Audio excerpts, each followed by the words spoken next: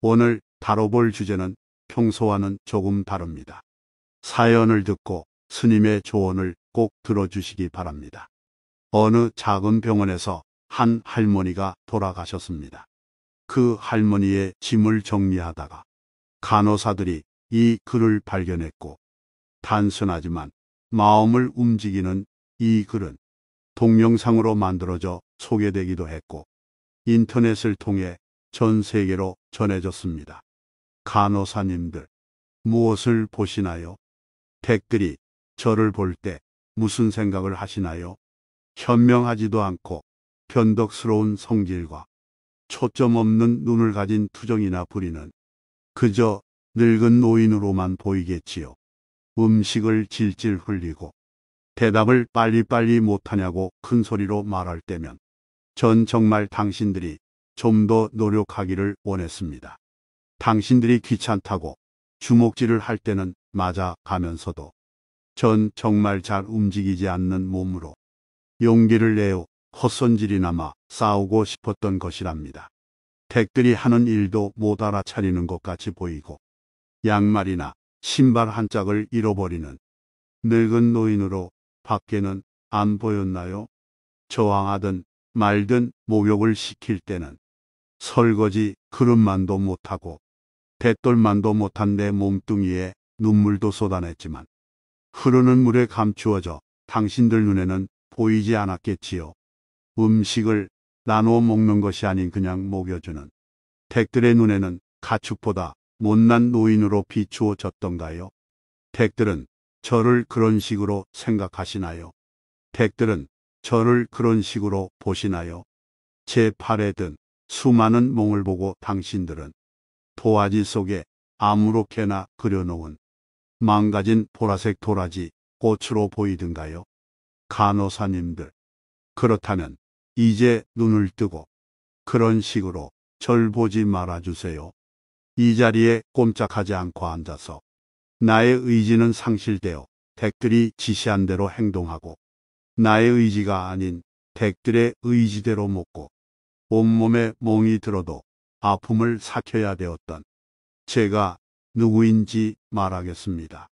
제가 10살 어린아이였을 땐 사랑하는 아버지, 사랑하는 어머니도 있었고 형제들과 자매들도 있었답니다. 16이 되었을 땐 발에 날개를 달고 이제 곧 사랑할 사람을 만나러 다녔답니다. 20살 땐 사랑을 평생 지키기로 약속한 결혼 서약을 기억하며 가슴이 고동을 쳤답니다. 25살이 되었을 땐 안아주고 감싸주는 행복한 가정을 필요로 하는 당신들의 어린 시절과 같이 귀엽던 어린 자녀들이 생겨났답니다. 30살이 되었을 땐 여러 명이 자녀들과 서로 오래도록 지속된 가족 관계가 맺어졌답니다. 40살이 되었을 땐 어리기만 했던 아들, 딸들이 성장해서 집을 떠나게 되었지만 남편은 제 곁에 있어 슬프지는 않았답니다. 50살이 되었을 땐 제 자식들은 당신들처럼 직장에서 일을 하고 손주를 제 무릎에 안겨주며 그때 비로소 인생의 맛을 느끼는 저 자신을 알게 되었답니다.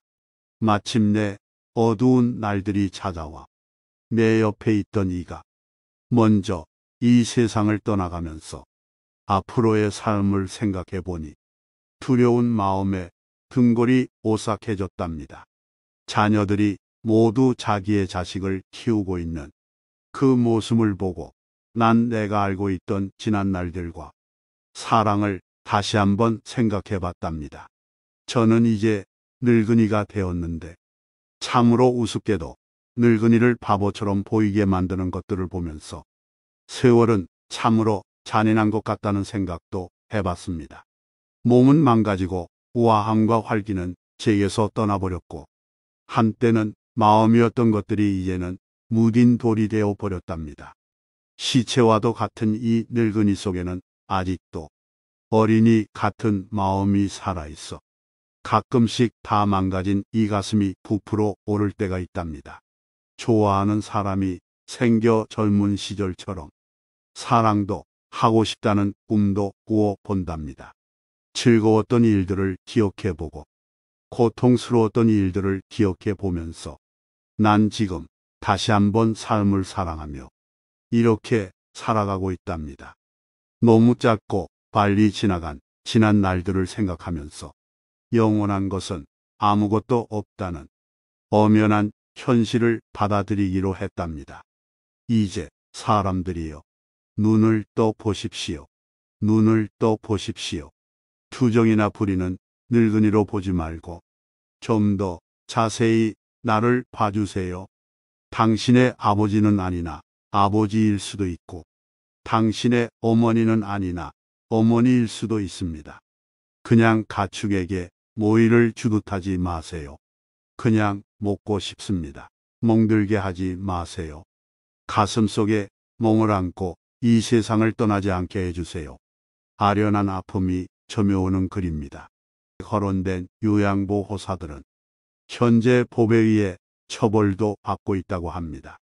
나이가 들어서 요양원에 가게 되면 그저 고용관계일 뿐인 사람들에게 내 몸과 마음을 맡겨야 합니다. 나이가 들어서도 요양원에 가지 않고 건강한 노년을 보내는 게 중요하다는 뜻인데요. 법륜 스님의 지혜의 말씀을 통해 어떻게 노년을 살아야 하는지 알아보도록 하겠습니다. 짧다면 짧고 길다면 긴 세월 동안 많은 사람을 만났고 헤어져도 봤습니다. 그동안 잘한 것도 있을 것이고 후회되는 것도 있을 것입니다. 앞으로 남은 인생 후반전을 전반전보다 더 행복하게 살기 위해서는 어떻게 살아야 할까요? 50살부터는 남은 인생에서 버릴 것과 죽어도 버리면 안 되는 것을 반드시 알아야만 합니다. 법륜 스님은 늙어서 꼭 기억해야 하는 7가지를 말씀하셨습니다.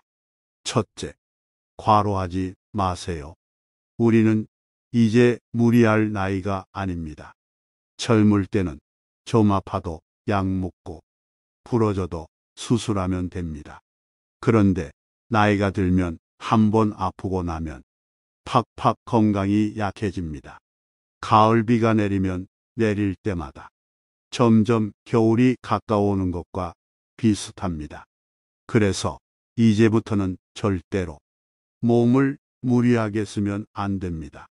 젊을 때 무리해서 몸을 억지로 쓰는 것과 같다고 지금 상황을 똑같이 생각하고 있으면 안 됩니다. 정말 홀로 갈 수도 있습니다. 인생의 후반전에서는 절대로 과로하면 안 됩니다. 나이가 들었으니 억지로 뭘 자꾸 하려고 하면 안 됩니다. 본인의 몸 컨디션에 맞게 생활해야 하지. 아직 젊은 나이라고 무리하다가는 앞으로 남은 긴 시간 동안 큰 고생을 하며 살 수 있습니다. 둘째, 폭식하지 마세요. 아무리 맛있는 음식이 있어도 몸에 적당하게 먹고 딱 숟가락을 놓아야 합니다. 맛있다고 또 달라고 하는 것은 건강에 안 좋습니다.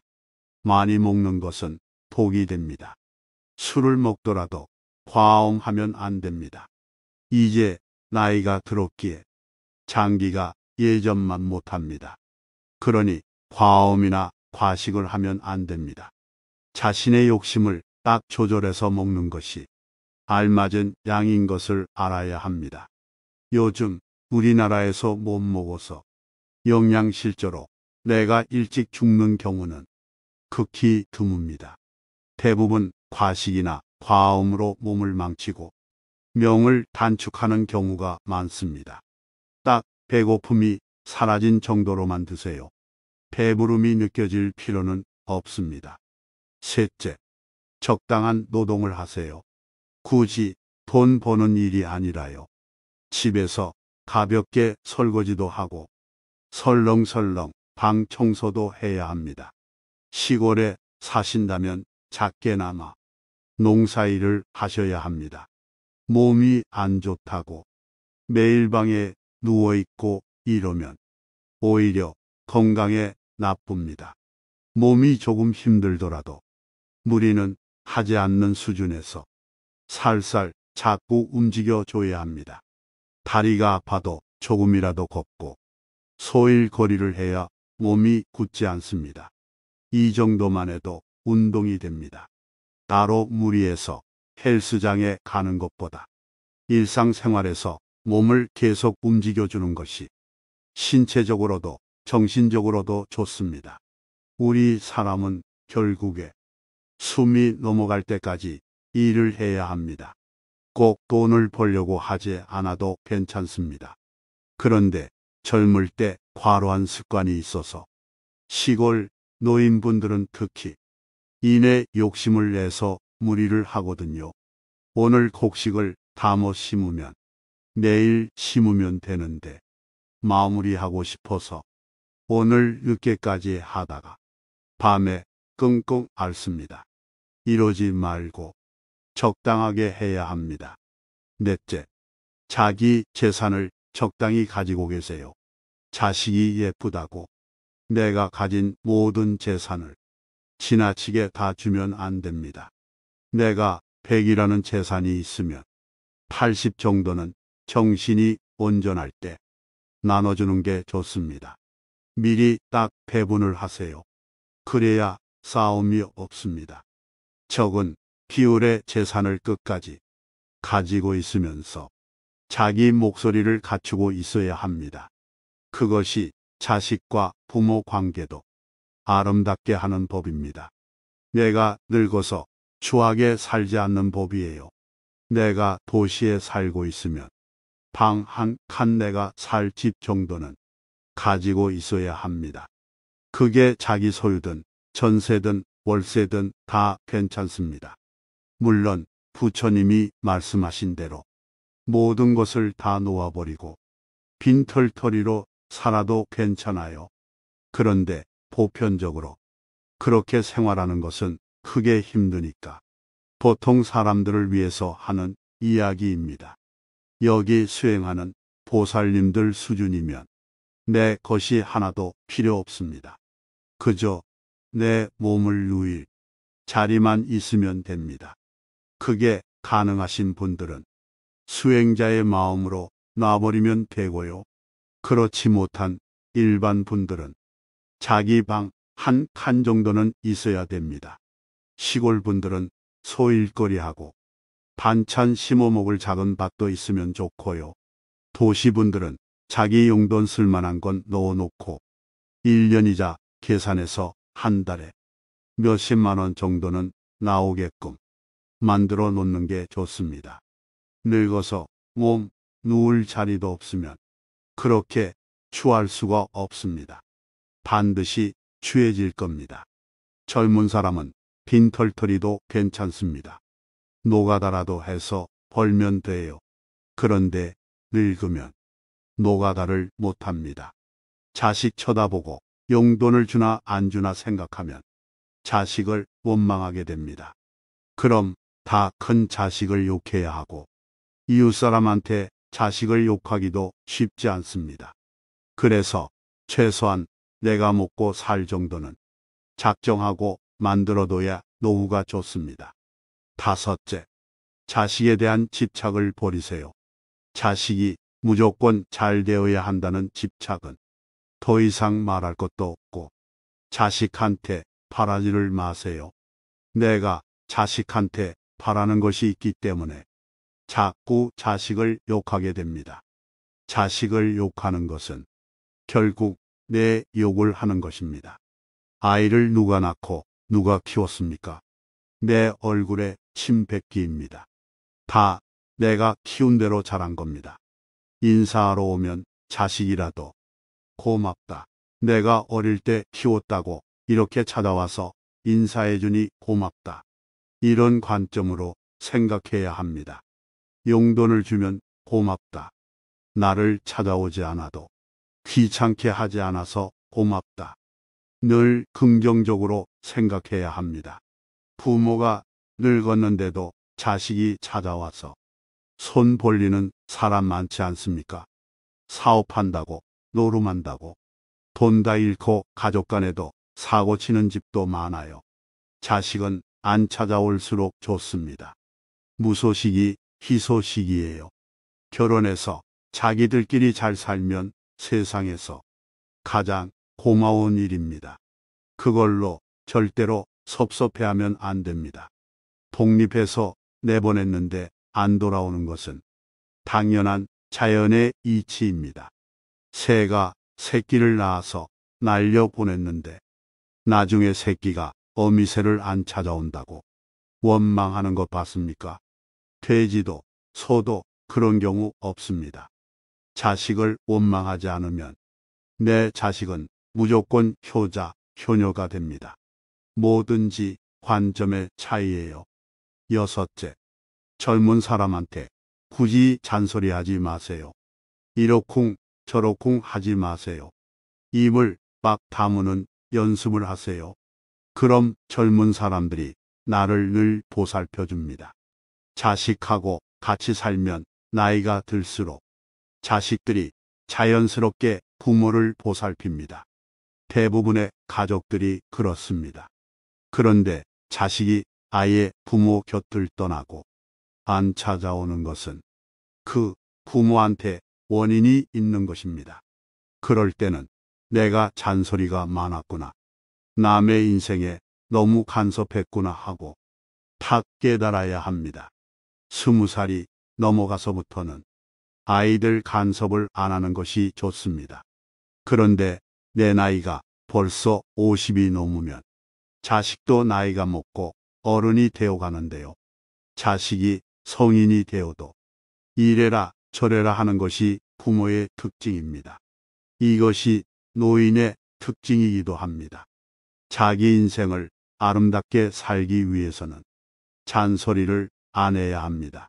같이 밥 먹으러 가자거나 같이 놀러 가자, 이런 얘기를 하지 말라는 것이 아니에요.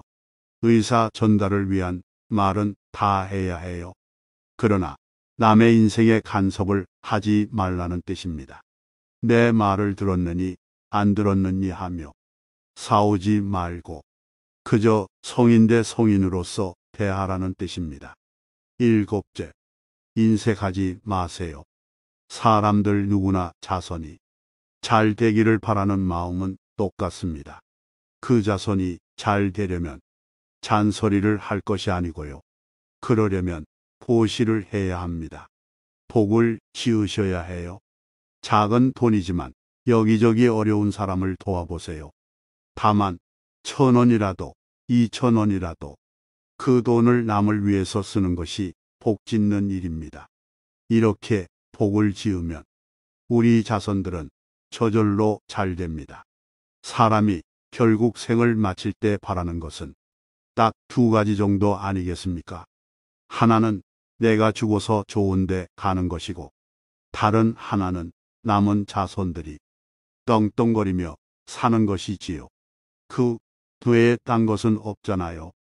그러니까 내가 죽어서 좋은 곳에 가고 자손이 잘 되려면 보시를 해야 합니다. 마음이 조금 너그러워져야 해요.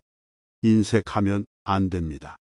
연세가 들었는데 돈에 너무 집착하고 물건에 집착하면 좀 초라해 보입니다. 젊은 애들은 뭐든지 악착같이 모으고 힘내서 살려고 하면 그게 예뻐 보이지만 나이 든 사람은 조금 추해 보입니다. 그래서 나이가 들면 너그러워져야 합니다. 내가 가지고 있는 물건도 옷도 형제나 친구지간에 누가 좋아 보인다고 하면 나눠주기도 할 줄 알아야 합니다. 어차피 죽고 나면 저 세상에 하나도 못 가지고 갑니다. 어차피 죽고 나서는 태울 물건들이잖아요. 내가 너무 유명해서 박물관에 기증할 것이 아닌 이상 다 태웁니다. 내가 죽기 전에 남한테 주면 모두 선물입니다. 똑같은 물건인데 죽기 전에는 친구나 자식이 좋아하는 선물이고요. 죽고 나면 귀신 붙은 물건이 되어서 아무도 안 가지려 합니다. 아까운 물건 태우기 아쉽잖아요. 그러니 미리미리 나누어 주세요. 나누는 행동 자체가 집착을 놓는 것입니다. 어려운 게 아니고 그게 바로 복을 짓는 것이에요. 그런 식으로 인생을 살면 가을 은행잎 노랗게 물들어서 떨어져도 사람들이 주워가듯 아름답게 살아가는 것입니다. 봄에는 새싹이 돋고 벚꽃 개나리도 핍니다. 여름이 지나면서 새싹들도 무성하게 자라다가 가을이 되면 단풍이 들고 결국에는 모두 떨어지게 됩니다. 우리는 봄에 세상을 예쁘다고 하고 가을에 가랑잎은 쓸쓸하다고 외로워도 합니다. 그런데 반드시 그렇게만 한가요? 절대로 그런 게 아닙니다. 봄에 꽃 또한 예쁘고 날 좋은 가을에 잘 물든 단풍도 너무너무 곱고 아름답습니다. 봄에 꽃놀이도 많이 가지만 가을에 단풍놀이도 많이 갑니다. 우리 인생도 그렇습니다. 아이가 처음 태어나면 어릴 때 살결도 부드럽고 얼굴도 새거여서 탱탱하고 이팔 청춘이라는 말처럼 10대 후반부터 젊을 때는 아름답지요. 그런데 늙으면 눈도 잘 안 보이고 귀도 잘 안 들려요. 여기서 더 나아가면 잘 걷지도 못하고 머리는 하얗게 됩니다. 늙으면 이제 끝났다 하고 말하기도 하는데요. 꼭 그렇다고만 할 수는 없습니다. 인생을 논하는 법문을 할 때 새파랗게 젊은 스님이 법상에 올라가서 이야기하면 안 통합니다. 머리가 허연 노승이 인생 얘기를 하면 더 좋아 보여요. 제가 요즘 하는 얘기나 20년 전에 하는 얘기나 내용은 똑같은데 젊었을 때는 설득력이 없었습니다. 진짜 인기가 적었어요. 그런데 이제 영감이 다 되어서 하니까 조금 설득력이 생겼나 봅니다. 더 늙어서까지 살지는 모르겠지만 갈수록 이야기가 구수해지겠지요. 술도 익어야 맛있고요. 된장찌개도 된장 국물이 재료에 잘 스며들어야 제맛이 납니다. 밥도 충분히 뜸이 들어야 됩니다. 라면 끓일 때도 적당히 삶아서 밀가루 냄새가 빠져야 먹을 수 있지요. 그게 바로 맛입니다. 우리 인생도 나이가 들면 삶의 맛이 있습니다. 늙어서 초라해지느냐 아니면 원숙해지느냐 이것은 몸뚱이의 문제가 아닙니다. 오로지 단 하나 마음의 문제입니다. 그래서 가을에 잘 물든 단풍을 보면 봄꽃보다 더 예쁩니다. 날씨가 쌀쌀한데 빨간 노란 단풍 보면 얼마나 아름답습니까? 잘 늙어버리면 무지무지하게 예쁩니다. 입에서 나오는 한마디 한마디가 인생의 많은 경험에서 우러나오기 때문에 들을만 합니다. 어린 얘들이 조잘조잘 떠드는 것은 시끄럽기만 하지 영양가가 없는데 노인의 한마디는 말의 의미가 바다처럼 깊습니다. 늙어서 그런 멋을 잘 부릴 줄 알아야 합니다. 나뭇잎이 떨어졌는데 사람들이 주워가는 것은 단풍밖에 없어요. 새파란 잎이나 꽃을 주워가는 것 보셨습니까? 떨어졌는데도 사람들이 좋아하는 것은 바로 단풍이에요. 그렇기 때문에 여러분들이 단풍처럼 아름답게 물들면 자식한테 버림받을 절대 없고 자식이 없어도 이웃이나 친구에게 더 나아가 세상에게 버림받을 일이 절대로 없습니다. 잘 늙어가기 위해서는 불교 신자가 아니더라도 마음 공부를 하고 수행을 하셔야 합니다. 그렇게 인생의 후반전을 아름답게 만들어 나가시기를 바랍니다.